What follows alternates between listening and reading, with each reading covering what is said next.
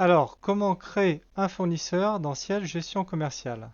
Donc, nous allons aller dans Liste, Fournisseurs. Là, j'ai déjà des fournisseurs qui existent. Je vais en rajouter un autre en appuyant sur le petit bouton plus, Créer. Par défaut, le code est incrémenté avec votre numérotation. Vous voyez qu'il y en avait deux avant, donc mes codes fournisseurs devaient attaquer à 001. Donc là, le troisième, c'est 003. Jusque-là, tout va bien. Le nom de mon fournisseur, admettons que ça soit Marquage Express. Je vais lui renseigner un numéro SIRET, donc vu que nous sommes dans un cas fictif, je vais mettre un petit peu n'importe quoi. Je vais lui rentrer un code NAF ou un code APE. Et là, j'ai famille. Vous voyez que j'ai déjà créé une famille de produits qui s'appelle grossiste. Par défaut, vous serez sur aucune. Donc pour créer une famille, si jamais elle n'existe pas, vous faites un clic droit sur ce champ, créer. Et là, vous allez pouvoir créer votre famille de fournisseurs. Admettons que moi ici, pour moi, ça soit un détaillant. Donc j'écris détaillant et je clique simplement sur OK. Et vous voyez que détaillant est apparu dans la liste. Donc ça, cette liste, elle existera toujours. Si vous recréez un autre fournisseur, vous aurez aussi ce choix. Crédit accordé risque, ça on va pas le renseigner. Donc le risque, on entend le risque financier. Donc vous voyez ici que vous pouvez par exemple avoir un relevé de compte euh, de ce fournisseur. Vous pouvez aussi bloquer ce fournisseur, d'accord? Et on a le mode de paiement, c'est-à-dire de quelle manière nous allons régler un fournisseur. Donc là, le mode de paiement, en fait, quand on clique sur les trois petits points, on a toujours les modes de paiement par défaut. Néanmoins, par exemple, je veux rajouter un mode de paiement. Admettons qu'on le paye en traite à 90 jours fin de mois. Sur Ciel, par défaut, c'est toujours du fin de mois le 10. Là, je veux recréer un nouveau mode de règlement parce que je ne trouve pas celui qui me correspond. Je vais dans Créer. Donc, je vais appeler ça traite, donc T090 FM. Donc ça sera mon code. D'accord. Ici, dans l'intitulé, je vais quand même mettre textuellement ce que c'est, hein. Traite à 90 jours fin de mois. Type de échéance, bah non, c'est pas un chèque parce que c'est une traite. Donc je vais choisir traite. Vous pouvez cocher magnétique en fait, ça veut dire que ça dématérialise entre guillemets la traite.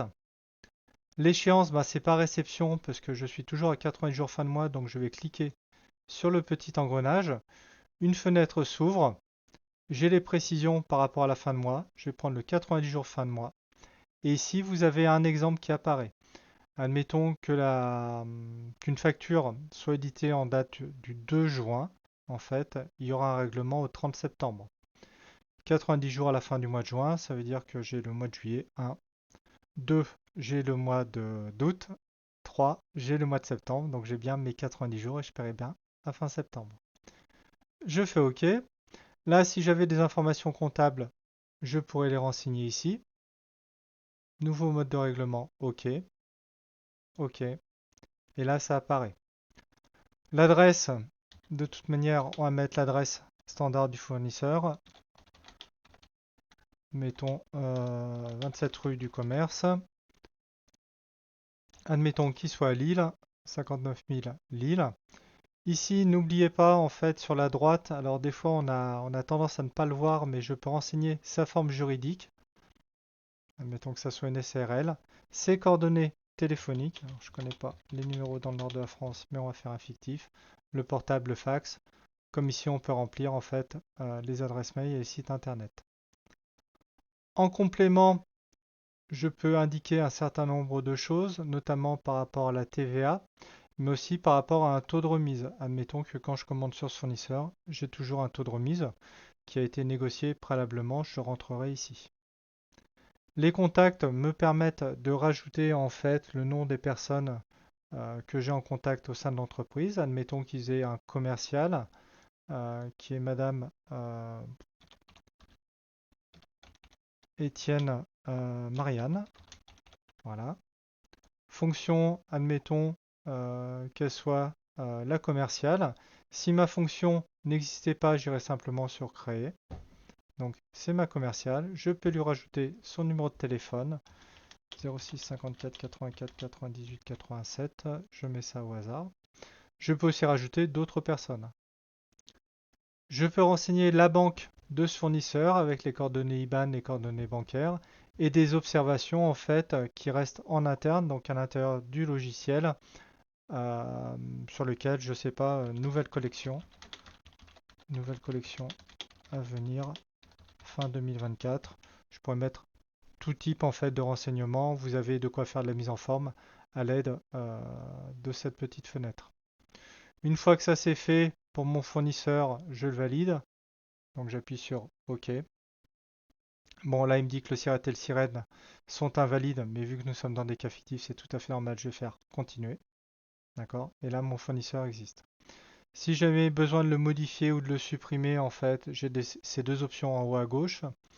Je peux sélectionner aussi plusieurs fournisseurs. D'accord? Plus simplement, je peux double-cliquer sur un fournisseur pour entrer dans sa fiche et modifier ce que je peux modifier.